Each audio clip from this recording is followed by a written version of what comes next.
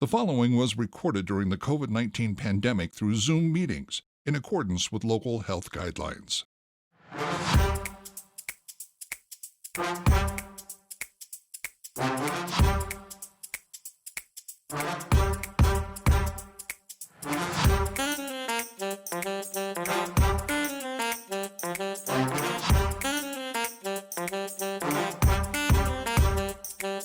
Hi, I'm Mike Maloney, and welcome to another CSRM podcast. Today's episode is hosted by Dr. Greg Linville.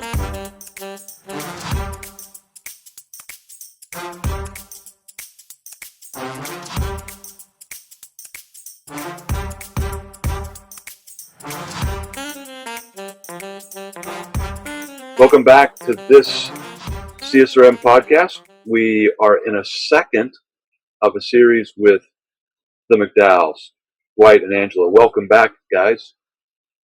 Thank you. And they're taking part of their vacation to do this, so this gives you an idea of their commitment and how important they believe this to be. And so I really want to thank you. And as you can tell, we're in the COVID days. We're not in our studio. You might hear some background noise.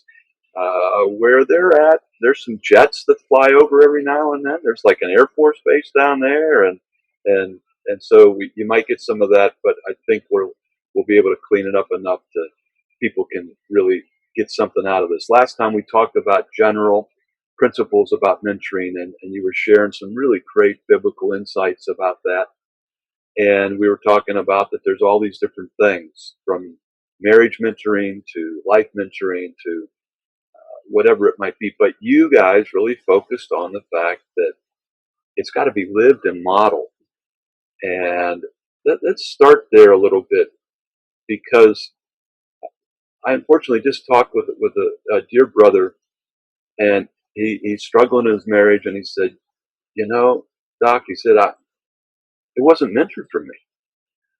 My dad left early, and it just wasn't. I didn't have that marriage mentor.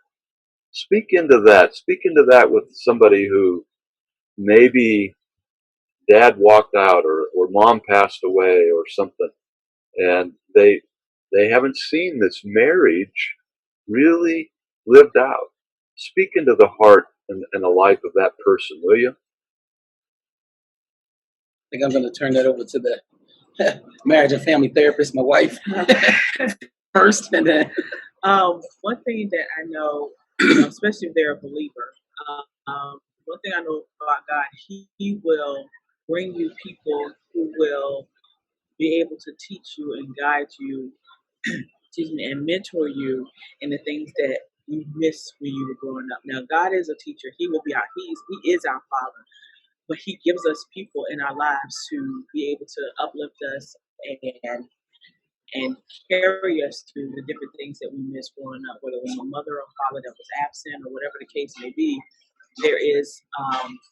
There are people there out here, and the thing is just not to miss the opportunity, not to be, good by myself or whatever the case is, but God will always, I have never seen Him not do this, bring alongside you to someone who can teach you and to mentor you.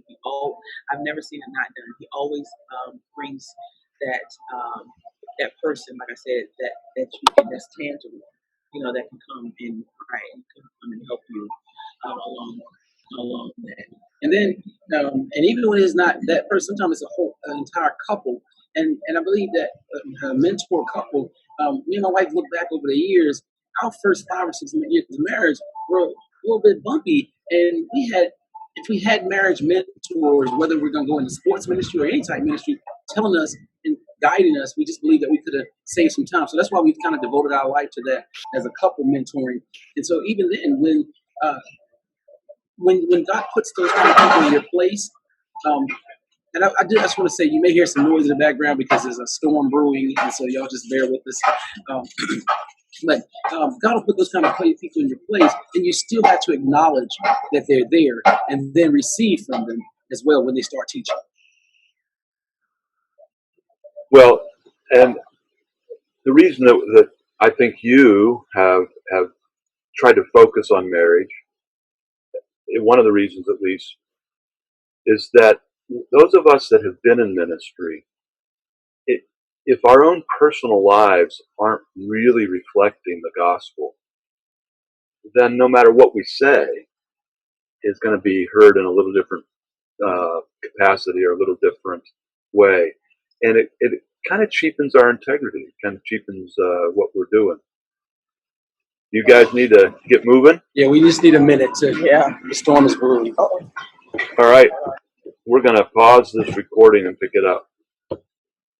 Well, okay. As you can tell, this is a live recording, and there was a storm that blew up out there. And so we've had to reposition our guest couple inside. And sorry for any inconvenience for that. But we were talking about how in the ministry our marriages are so important. And what we found is that couples that are happily married, not perfectly, none of us are perfectly, but happily married, also tend to be more fulfilled and better in their ministry as well. And now that goes the other way too, doesn't it? And you guys can speak to this, but when the ministry's going well, it seems like the marriage is also a little more chipper, if you can say that. But any advice for somebody who may be saying, you know what, my marriage is hurting right now, and most people who go into, where do they go if that's happening? It's to their pastor, right? It's typically the first place they go. And for the sports minister, that happens to be their boss. That may not be the best place to go at first. What advice do you have for a person like that? Well, the first place to go is, like you said, to their pastor. A lot of churches have what do you call it, a marriage ministry, or now that we're in the age of technology, you can find mentors like marriage mentors like us online, and that they may not want to go to their boss because like the boss, first thing the boss is gonna think is like, what is this gonna mean for your job? And when your marriage is not working, everything else kind of falls to the wayside. You're not 100% there. But hopefully the ministries have some type of marriage ministry in their church. If not, in our organization is kind of different because we are a faith-based program that's not in a church, so we encompass everything. And that's why we do what we do, because we are mentors to children, and those children are attached to families. So we always encompass everyone. The mom or dad may want to drop them off to their baseball practice, but eventually we engage the whole family. We want to engage the whole family. So when there is a problem, we can speak into their lives. So it's kind of different for us to do it that way. We have an upcoming website that me and my husband has prayed, and God has told us what to do. It's marriagemap.com. Map is 2 P's, and that's another great way. That's why I said the technology part. You can find us online, and that's what we want to do. We want to give people a place to go when they can't go anywhere else. This is where they can go, and like I said, it's marriagemap.com. 2 P's. So explain a little bit more about Marriage Map and what's mapped out there for people. MAP, we put the MAP there. MAP stands for marriage isms. That's the M in it. The act, the practice, and the process. That's what the acronym means. And there's an act to marriage. The act part is the engagement, the wedding, all the stuff that people expect for you to do. The practice is putting into place God's design for marriage. Okay, so now married, what do we do next? How do we do this thing? And that's the practice. You have to practice, just like in sports. You have to practice. So marriage is the same way. You have to practice those things like empathy and compromise and things of that nature. And the process is the whole thing. How God evolves us from first getting married all the way up to 50, 60, 70 years of marriage. It's a whole process. You're never really there. You're never really there. It's always a process. So that's what the map is, and we give you guidance to those things. You know, premarital. This is what to expect when you get married. Things of that nature. So it's marriage map. You have anything to add, babe?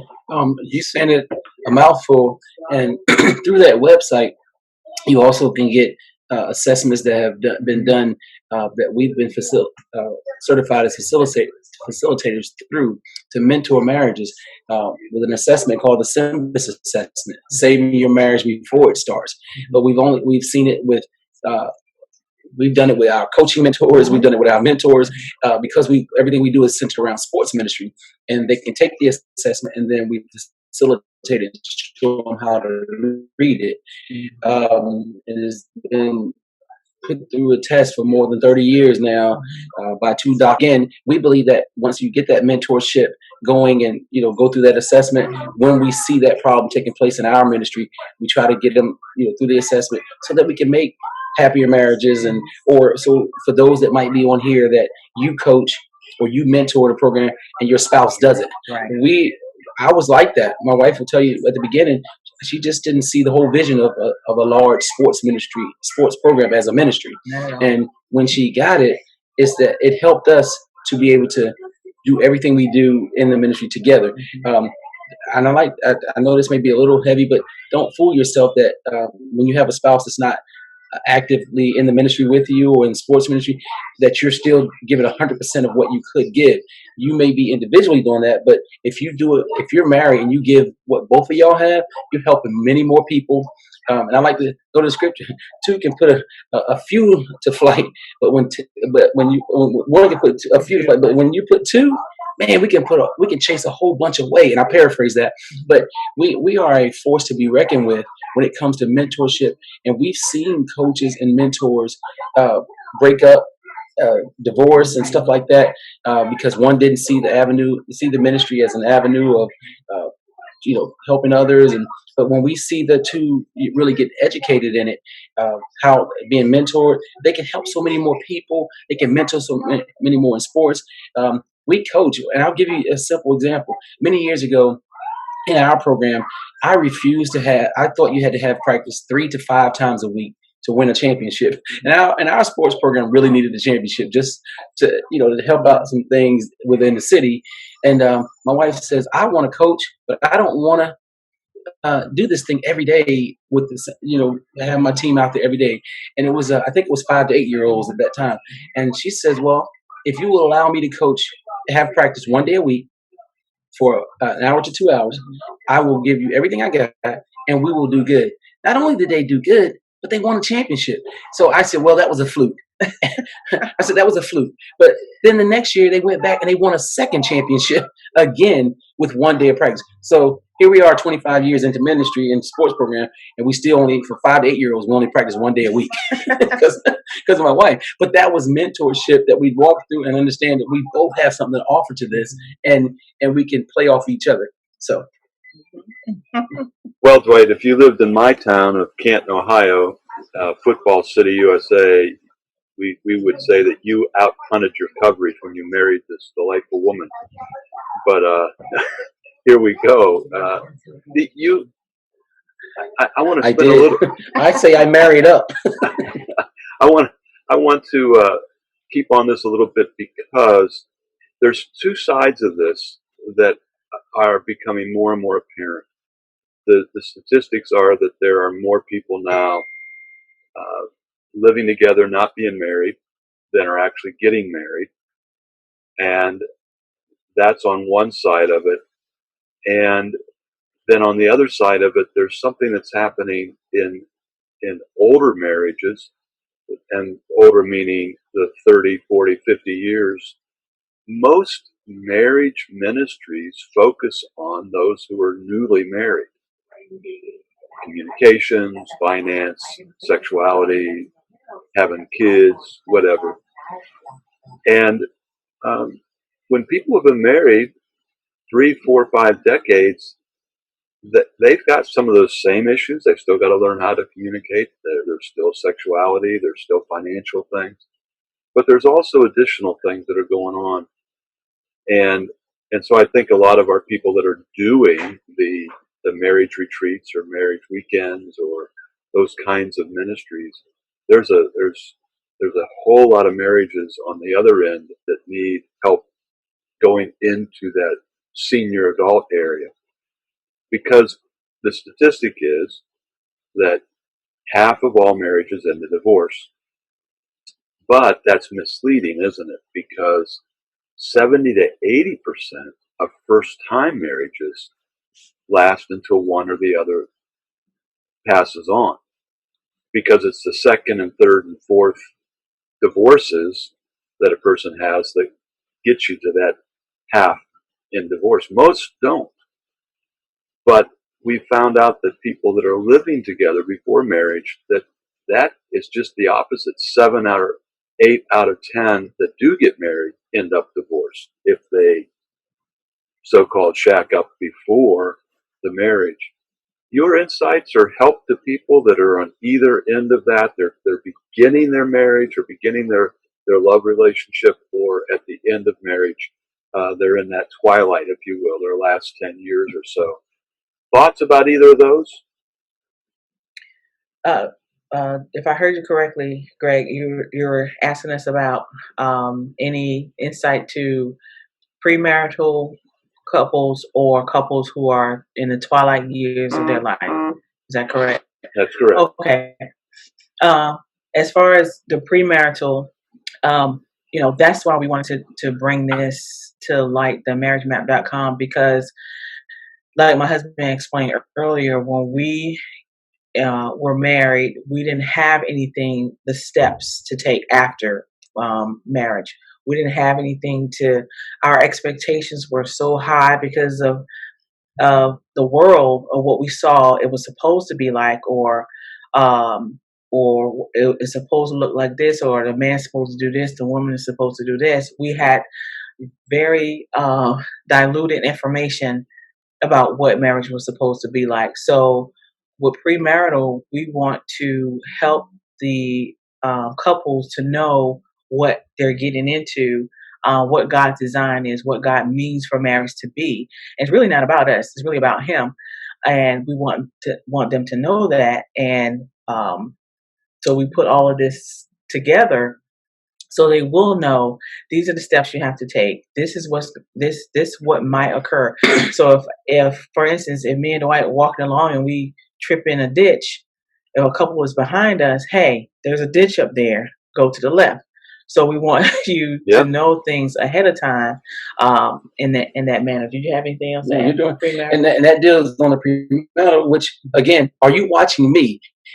Are you watching us? Because if you got your eye on the mentorship program, you got your eye on the mentor. If you put your trust in them that way, you're gonna fall.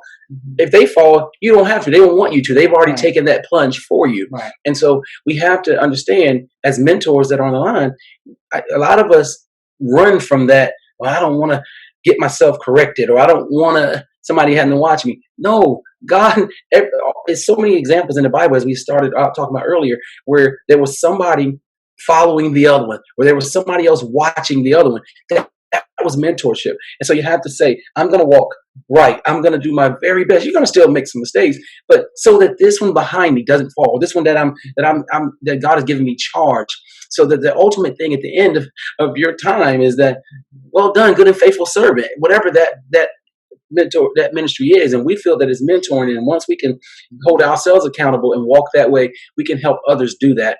I mean, we had a prophetic word many years ago that says that He uses couples like, and we were younger in marriage then, says God uses couples like us to perfect them as He's perfecting them to do the work of the ministry. Meaning, they're going to see you fall a couple times along the way, but you're going to help them through your mistakes, And so others don't have to go that way. And then that gives them more time to have that focus on God, that intimate relationship with Him, and also a relationship with each other.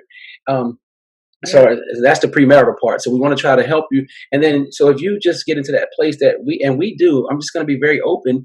We come from a background of sports ministry where we didn't have a lot of couples that were married and they were living together for 5, 10 years at a time.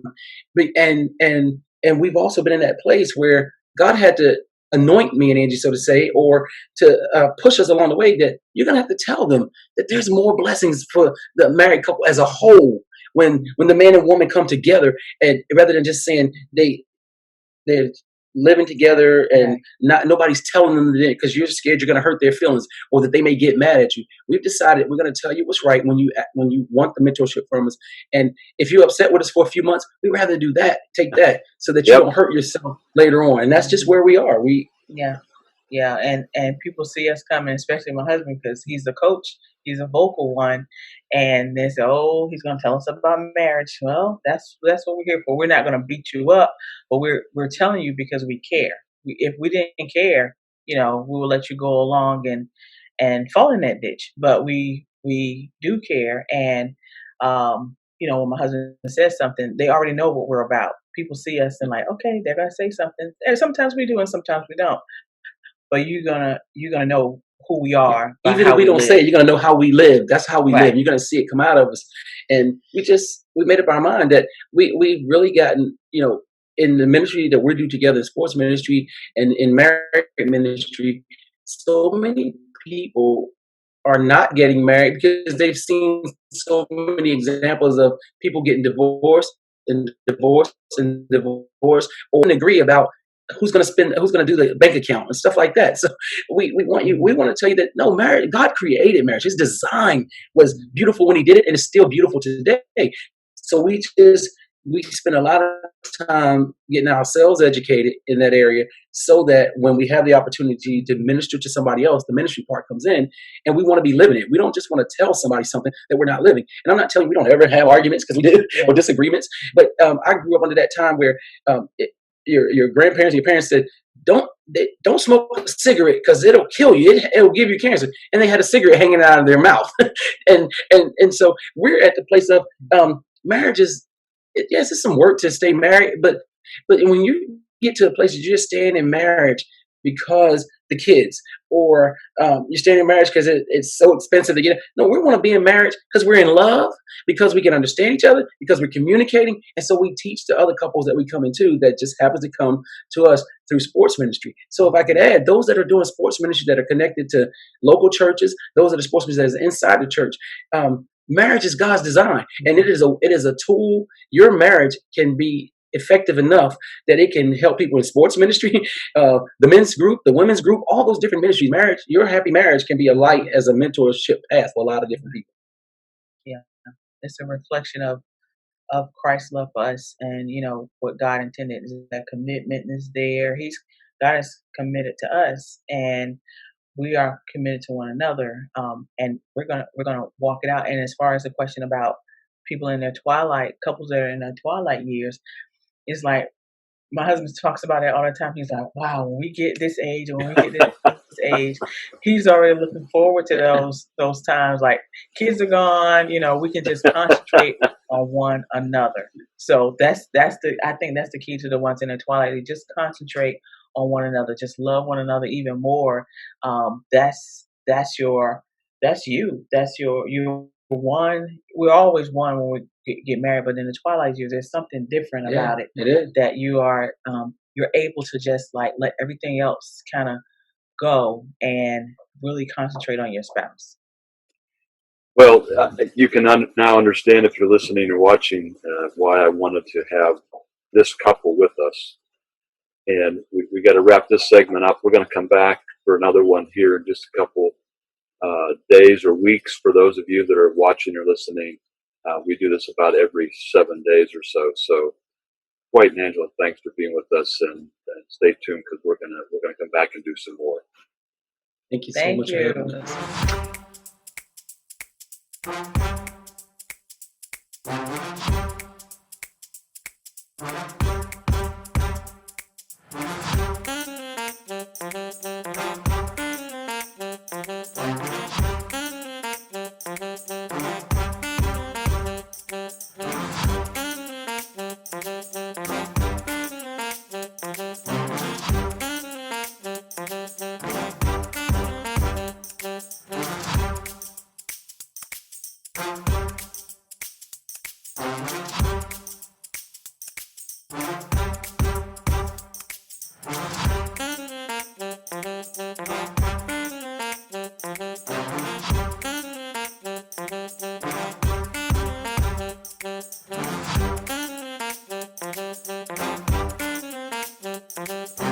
CSRM's podcasts are a resource provided by the Association of Church Sports and Recreation Ministries and its production house, Overwhelming Victory Flicks. This episode was produced by Dr. Greg Lenville and edited by Andrew Fouts. For more information about CSRM, visit csrm.org. For more information about our publishing and production houses, visit csrm.org and click on the Resource tab. For CSRM Podcasts, I'm Mike Maloney. Have a blessed day.